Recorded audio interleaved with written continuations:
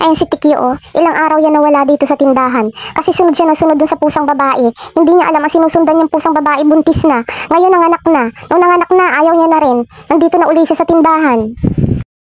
Siguro sabi niya mas mabuti pang nandun siya sa tindahan. May nakukuha siyang chichirya. Nandito rin pala si Gray. Nakaamoy ng spaghetti. Ayan, kumain ng spaghetti. Naglilinis na ng nguso niya. May pupo ka pa! Ang bait ng dalawa, oh. Katatapos lang yan kumain. Ito din, tahimik lang. Pero ito si Tikyo, naghahanap na naman ng matitira niya. Panghimaga siguro. Ayan si Orange, busog din. Tahimik lang siya. Pero si Tikyo, ayan, oh, nagmamasid kung anong makukuha niya, kung saan siya dadaan para makakuha. Hindi yan titigil.